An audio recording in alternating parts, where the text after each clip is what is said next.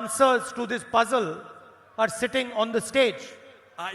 ഇതിനെ എതിർക്കുന്ന കുറച്ചുപേർ കമ്മ്യൂണിസ്റ്റ് മാർക്സിസ്റ്റ് പാർട്ടിയുടെ ഈ തെറ്റായ നയങ്ങളെ എതിർക്കുന്ന പ്രമുഖരായ ചില നേതാക്കന്മാർ ഇപ്പോൾ നമ്മോടൊപ്പം there are two veteran leaders from the CPM who are sitting on our stage today.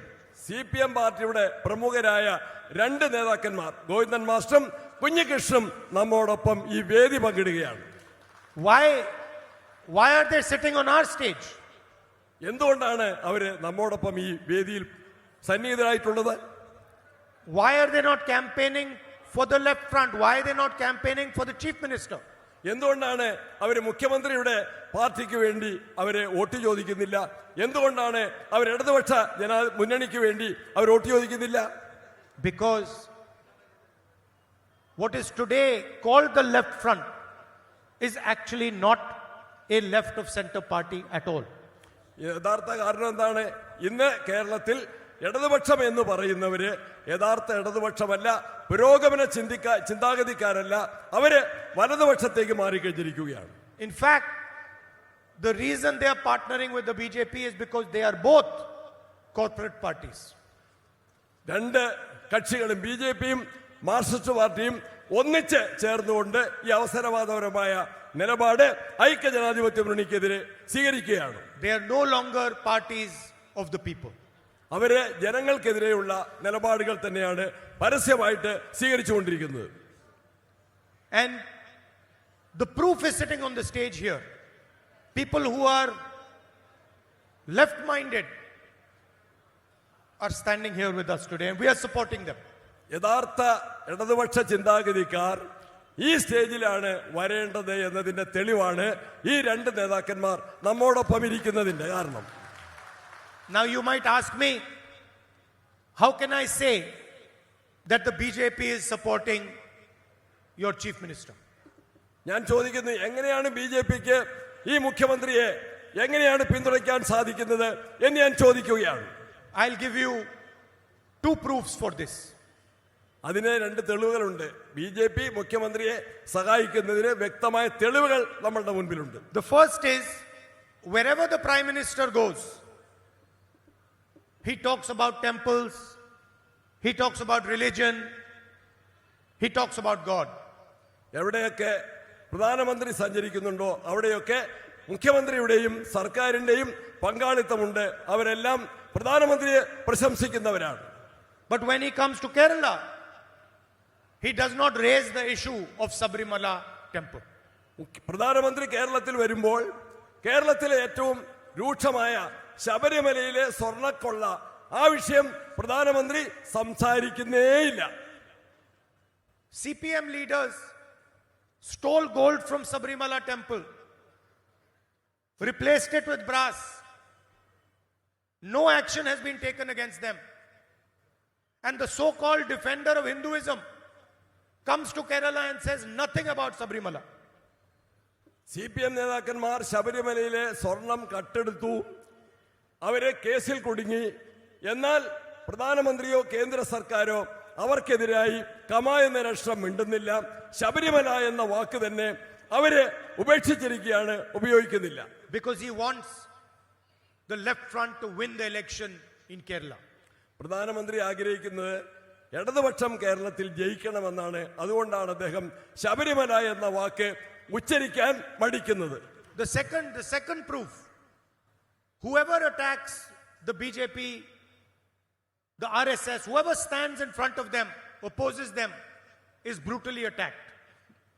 ആരൊക്കെ BJP എതിർക്കുന്നോ RSSനെ എതിർക്കുന്നോ അവരെ എതിർക്കാനാണ് മാർക്സിസ്റ്റ് പാർട്ടി ഇപ്പോൾ തുനിഞ്ഞുകൊണ്ടിരിക്കുന്നത്. അതിനാണ് അവരെ പ്രാധാന്യം നൽകുന്നത്. I have 36 cases against me. My house was taken away. My membership of Lok Sabha was taken away. I was interrogated for 55 hours by the ED. എനിക്ക് 36 കേസുകൾ എനിക്കെതിരെയുണ്ട്. എൻ്റെ പാർലമെന്റ് അംഗത്വം അവർ റദ്ദ് ചെയ്തു. എന്നെ വീട്ടിൽ നിന്ന് അവർ ഒഴിവാക്കി. ഇപ്പോൾ ഇതാ 50-ലേറെ കേസുകൾ എനിക്കെതിരെയുണ്ട്. എന്നിട്ടും മാർക്സിസ്റ്റ് പാർട്ടി എനിക്കെതിരായി BJPയോടൊപ്പം സഖ്യം ചേരുകയാണ്. അവരെന്നെയാണ് ആക്രമിക്കുന്നത്, എനിക്കെതിരെയാണ് അവർ ആക്ഷേപം ഉന്നയിക്കുന്നത്. If the Chief Minister of Kerala is really standing against the BJP, then explain to me why there is no action taken on his corruption cases. Explain to me how his children are not interrogated. Explain to me how he is not attacked. മുഖ്യമന്ത്രി BJP. എതിർക്കുന്നെങ്കിൽ എന്തുകൊണ്ടാണ് BJP.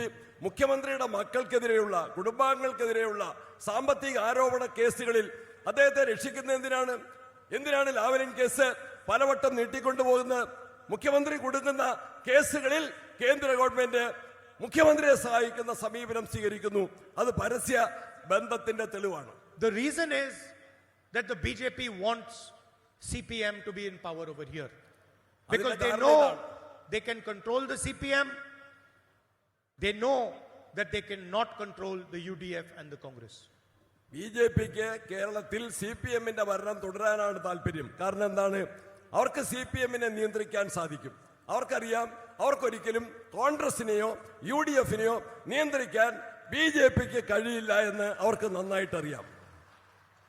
And Modi knows that only the Congress can challenge him across the nation.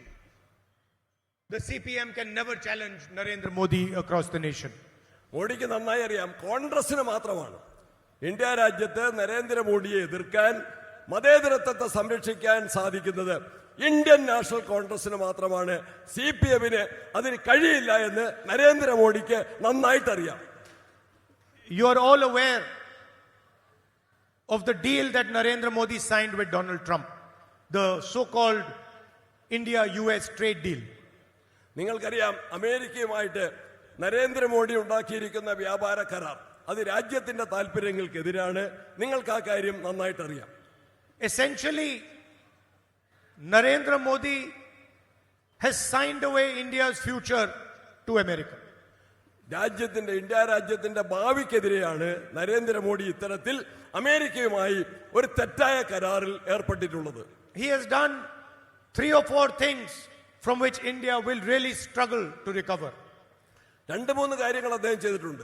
അദ്ദേഹം ചെയ്ത കാര്യങ്ങൾ India രാജ്യത്തിന്റെ സാമ്പത്തിക താല്പര്യങ്ങളുടെ ലംഘനമാണ്. നമ്മുടെ കാർഷിക മേഖലയെ, രാജ്യത്തെ തകർക്കുന്ന നിലപാടുകളാണ് അദ്ദേഹം സ്വീകരിച്ചിട്ടുള്ളത്. First, he has opened Indian agriculture to America. ഒന്നാമത്തെ കാര്യം, ഇന്ത്യയുടെ കാർഷിക മേഖലയെ നരേന്ദ്രമോദി പൂർണ്ണമായും അമേരിക്കയ്ക്കായി തുറന്നു കൊടുത്തിരിക്കുകയാണ്. Indian farmers with small farms and low levels of mechanization are now going to have to compete. This is 24.